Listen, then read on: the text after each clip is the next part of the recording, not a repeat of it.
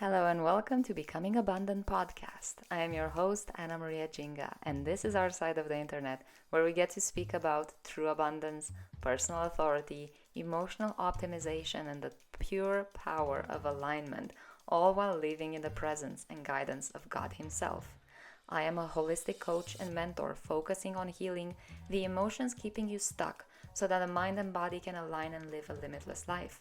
We all have a mission and a purpose, and I am here to help you unchain from what's been holding you back to actually live in your full potential. Think of it as transformative triggering in the best possible way. The time has come to live a life you love. Let's dive in. Hello, my darlings, and welcome to another amazing week of Becoming Abundant podcast with your host, Anna Maria Jinga. Oof, my darlings, I have a very fun topic for today. But before we dive in, first of all, if you're tuning in on YouTube, say hello to Laura because I couldn't possibly record anything or do anything today without a fluffy, needy baby in my arms. I guess if I ever want another baby, this is great training for continuing to do work despite having needy babies around. So, I want to share with you guys that we are gearing up to come really, really close. I feel like 2 or 3 weeks until we're reaching our mark of our first year anniversary of Becoming Abundant podcast. We made it happen. You and I all made it happen. I am so in awe of this amazing community that we got to create this past year. We got to start having some really beautiful, inspiring, and so transformative guests on the podcast. I'm very humbled by this whole experience. And I remember the first episode that I put out, which was a quick introduction of what I want this space to look like. And I was met with so much love from you guys.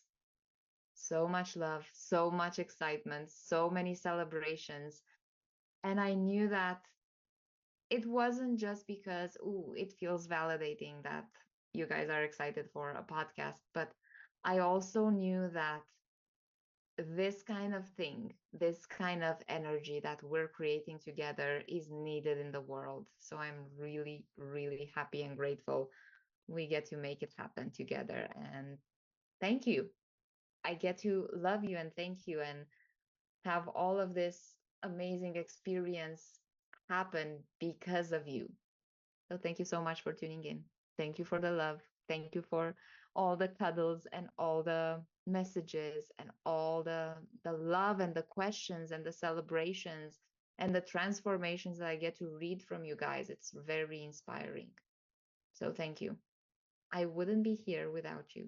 And you guys know that it takes a village to make anything happen. And we're building this community together. The world needs more freedom in the minds and hearts of people, more freedom to become self leaders, more freedom to live in the abundance and provision of God, more freedom to grow, more freedom to heal. And we get to put it all together. So thank you so much.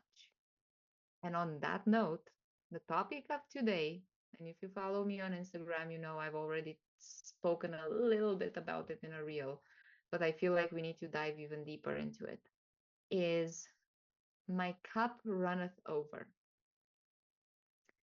And in this reel, I share that we don't always have a full cup with goodness.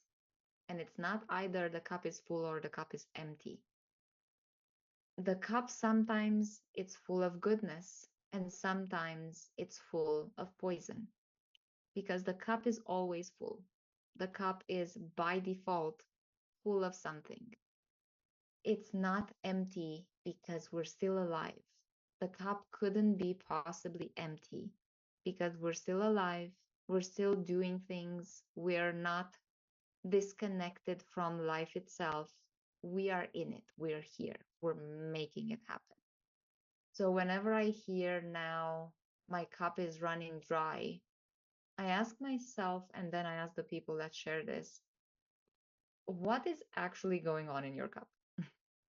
Where's the leak in that cup that is actually dry?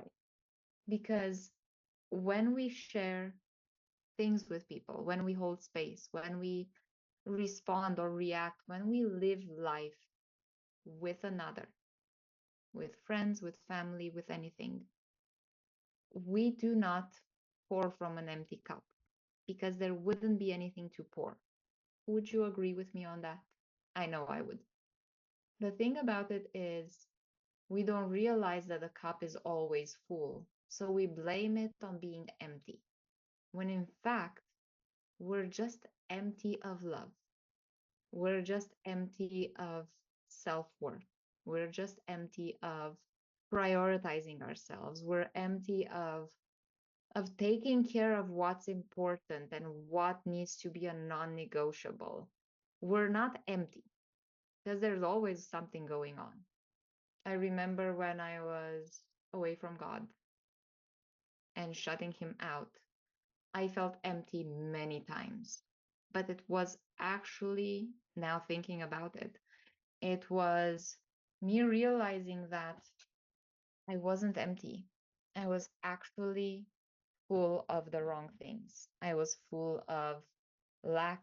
I was full of hatred. I was full of self pity. I was full of a lot of victimhood. I was full of so many heavy burdens that I was taking on from other people around me. I was full of maybe even demons. I remember the episode. If you guys watch Chosen, the Chosen series is absolutely fantastic. If you haven't watched it, I recommend that you go and watch it. It's now on Amazon Prime. It's fantastic. Season 5 is finally available in Canada since last week. So I get to sit down and start watching season 5. So I'm very excited for that. But in season 1, episode 1, we have Jesus walking up to a bar where Mary Magdalene is there. She was calling herself Lilith. She was calling herself Lilith because she was empty, because she was feeling like there was no hope for her anymore. She was calling herself Lilith to hide away from the truth of who her true identity was. And I remember this so well. Jesus comes to her. He says something in the lines of, "This is not for you anymore," because she was drinking a lot just to numb away the pain. And she walks out with her cup in her hand, and he follows her and speaks to her, "Mary of Magdala." She drops her cup. She turns around. "What did you call me?" She says. And he says, "Mary of Magdala, I have called you by name. You are mine." And that moment is the moment when he puts his hands on her head and all the demons go away.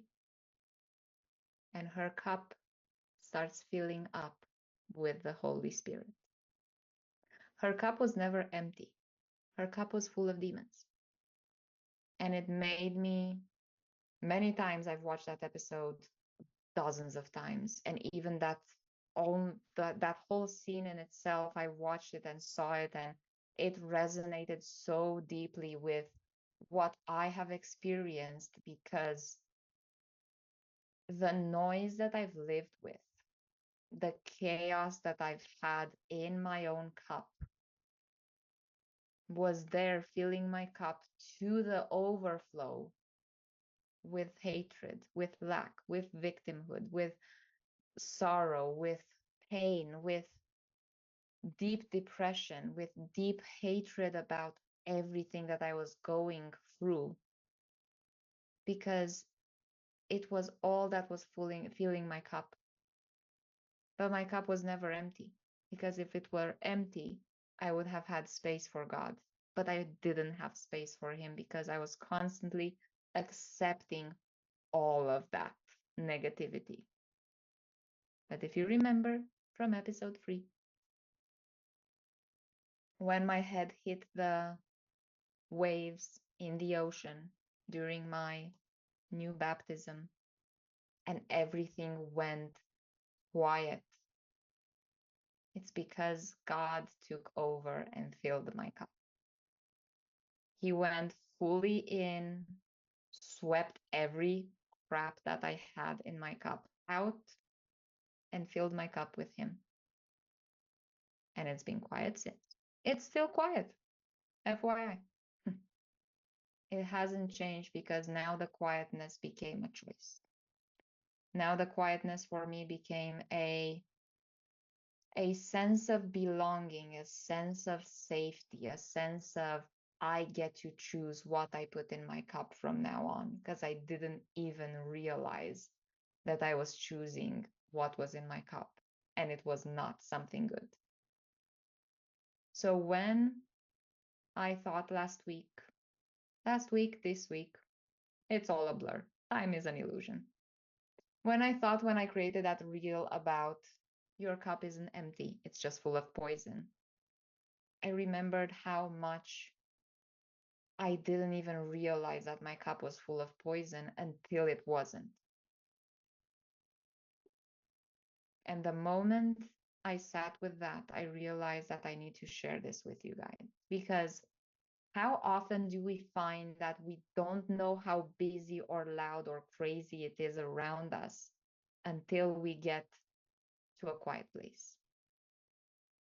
Have you ever found yourself turning on the fan of the microwave when you're cooking and it's loud and you're like kind of getting overstimulated and it's really annoying, but you're still there and you're kind of getting frustrated because of all the noise, and then you're done cooking and everything's ready and you're like, let me turn this off, and you realize suddenly that it gets really quiet, and the only thing that was making you so angry and so frustrated and so overwhelmed was the noise of the fan.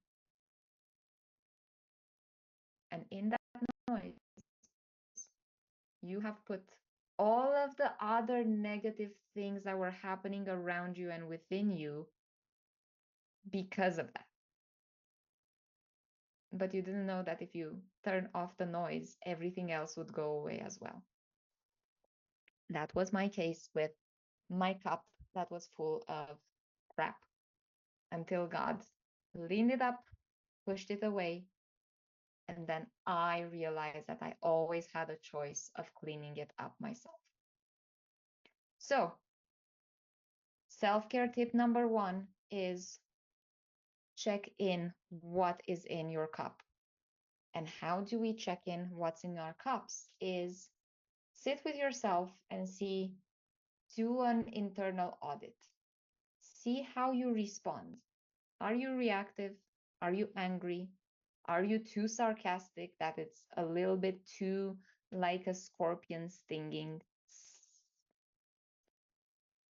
Once you do that audit, sit with yourself and realize what is actually causing all of this. Is it something within your control, or is it something outside of your control?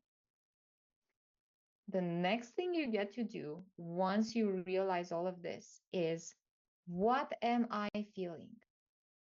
Am I feeling lack? Am I feeling tired? Am I feeling overwhelmed? Am I feeling a little bit uneasy? Am I feeling like something is off? Am I feeling like I need more attention? Am I feeling like I need some quiet time? Am I feeling like I need to get out in the sun? Am I feeling like I need to rest and go inside? What is it that you're feeling? And when you see what you're feeling, you then make a mental note to give that to yourself. Give the thing that you need to yourself. Give yourself the blessing of rest, the blessing of sunlight, the blessing of a quiet moment, the blessing of companionship. Whatever you need, give yourself that. Because that is when you start filling your cup with something good. And the more you fill your cup with something good, the more good you get to pour out of your cup. It's like that image if you saw the reels going on Instagram, TikTok, whatever you're watching, where people pour dark colored liquid from one cup to another, saying, oh, this is generational trauma pouring from one to another, to another, to another, until it comes to you. And then they start pouring clean water in that cup. And whatever's going on in that cup is being cleansed by the clean water until the water inside of that cup becomes clean. It's the same thing here.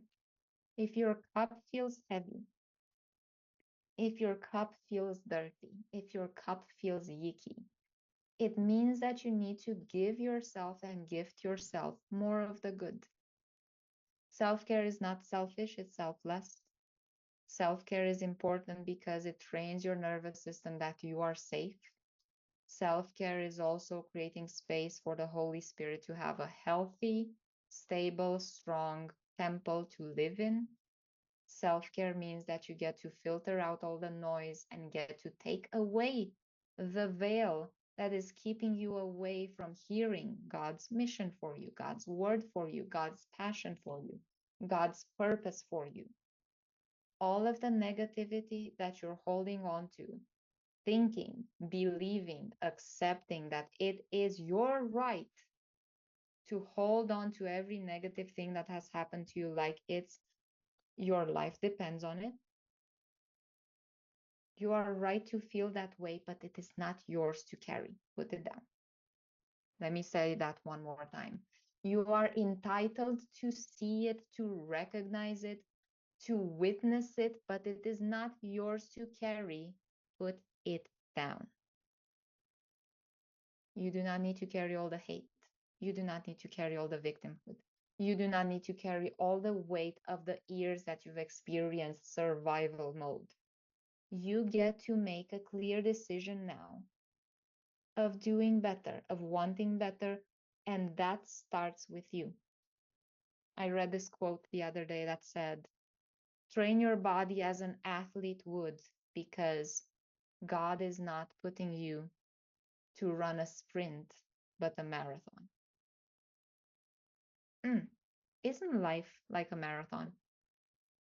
And wouldn't you agree with me that the moment you train for a marathon, it's really important for you to be really strong and very balanced and very grounded and well fed, well hydrated, well rested, have your muscles strong, have great flexibility, have a clear, focused mind, have a peaceful heart, and have a nice pep in your step.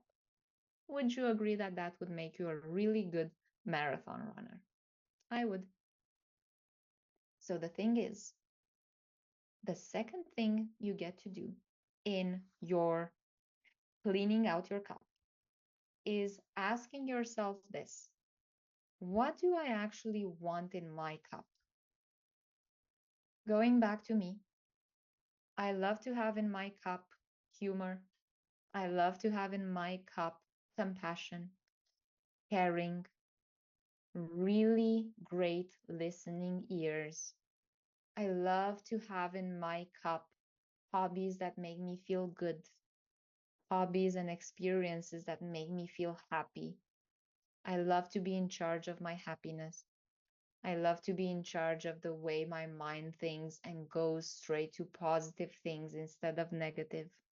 I love that I have control over my thoughts, that if a negative thought comes up randomly, I would say, for you, you felt lonely. It's okay. Go sit next to the positive thoughts. You're going to feel better. Go there. And then I'll go get back to my positive thinking. I remember, and I have a very fun little story for you guys to share.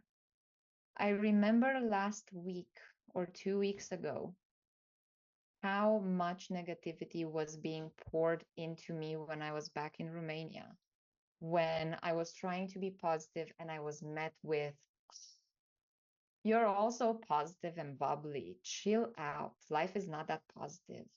Why would you believe all of these positive things? Aren't you a realist? Don't you see reality? I lived with that until I was 27. I lived with that actually until I was 30 because even though I moved to Canada when I was 27, it didn't leave me. It was just there constantly. And I got to be reminded of the mentality of the culture of the Romanian people a couple of weeks ago when, and I laugh because it's so funny how it happened and how people sometimes function. It's fantastic to see from the outside now. Um, Trump, the brand Trump, the whole brand Trump, posted on their Instagram about how there is a new tram tower being built in Bucharest, Romania, my hometown. Three things came out of my mind when I saw that. Oh my God, that's so exciting. Two, that is really cool for Romania to be finally put back on a map so people know that Romania is a very beautiful country with many opportunities. And three, oh my goodness, there's going to be so much more business travel, business opportunities, lots of growth, lots of building back the economy of Romania just because of this one thing. That was my belief. And I commented, oh, this is so exciting in my hometown. This is a great and fun reason to go back and visit maybe sometime soon. That was it. That was my comment. I got mm, over 25 comments from Romanians on Trump Instagram page by Romanians saying, no, don't come. Maybe just keep your Trump and yourself there. You don't need to come here. We don't need you here. And one of the guys commented, what? Let me think exactly how he said, oh, yeah, I think you're joking, right? And I asked him, because my curious little self came up, and I asked him, why do you think I'm joking about this? He replied, because this is, I don't know, disgusting, weird, whatever. Romania doesn't need this right now. Keep your fascist there. All of the crap you could possibly imagine about who I was apparently supporting because of my positive comment that, oh, this is a great reason to visit my country and maybe I'll sit in a very fancy hotel. That was my perception of that. He went on to comment that I don't know what I'm talking about. And I said, hey, I understand where you're coming from, but if you let one person make you feel like so much hatred and not see the good in it, you're forgetting that God has all the power over all of this, and you can have a choice to not let a person make you feel so bad about all of this. The man continued, the boy, let's be serious. That was an adult man with a boy mentality. He continued commenting that you are nowhere near being realistic about this, that whatever you believe is false, that God is not paying my taxes, that um, Trump and politics and religion should not be combined, that you're supporting a fascist and you should not come home. And I'm like, what in the God's green earth is going on? And then he continued saying, you should check your privilege before you talk like this. And because I am petty, I have my petty moments because God knows me. And we had a lot of good laughs about this. I went on and made a reel about this where I said, yes, I am checking my privilege because my privilege was built on my own sacrifice, my own decisions, my own movements, my own healing, my own beliefs changing so that I can become a sovereign person and not be dictating my state of mind and my state of heart and health by someone else's whatever they're going for doing. So, yes, I am checking my privilege and I am very happy with my privilege. Maybe you should check why you do not have one.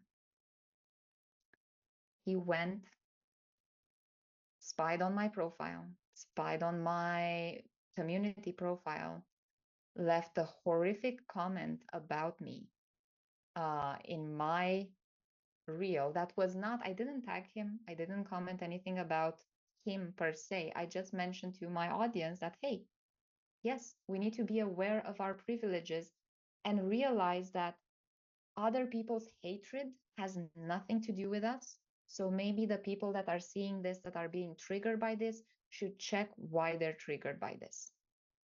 He told me I'm delusional as F. I'm not saying bad words here because I want a clean podcast, but he spoke really bad and negative words when I didn't say anything but God is sovereign over everything and you have full control over how you get to see life. That was something bad. That was something negative. That was something that triggered him to feel very attacked, that I do not know what I'm talking about, that I'm delusional, and how dare I come and try to bring freedom to the suppressed Romanian people. How dare I? It was ridiculous. It was hilarious. That reel performed really well because apparently a lot of other people supported what I was sharing. And it also reminded me how hard it is for people when we are so caught in the deep, dark poison of our own cups to even believe that there's something good out there. But the thing is, it's still our choice to pour out that damn poison and put something good in our cup.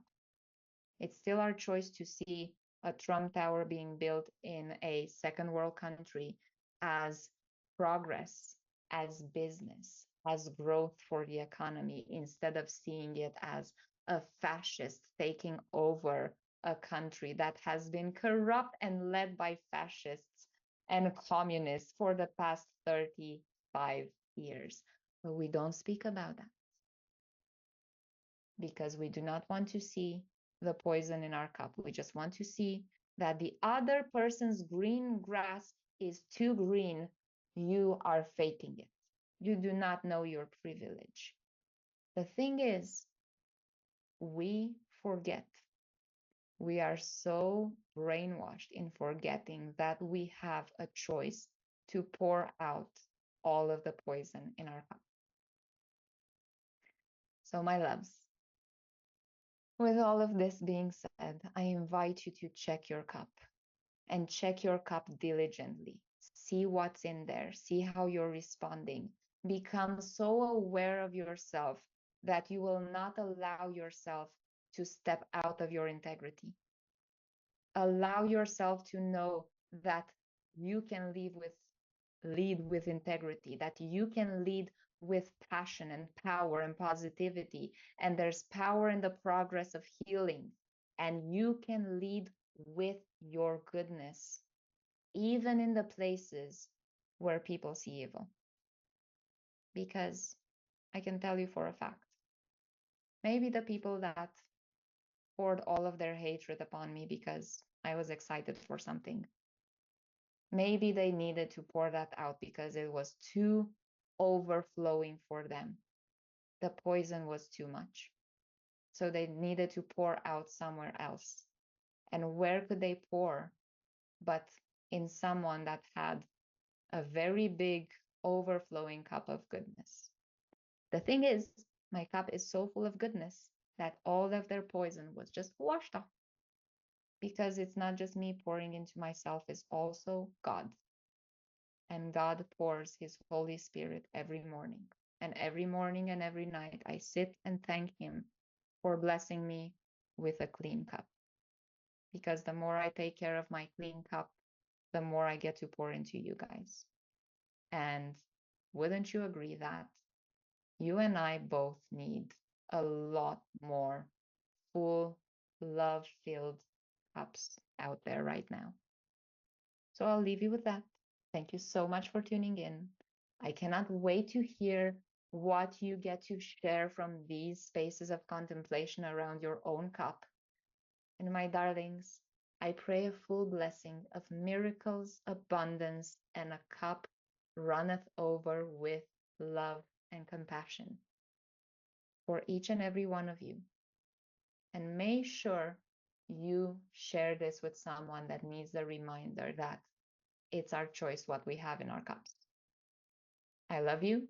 Thank you so much. And remember to stay salty and bright. Bye now.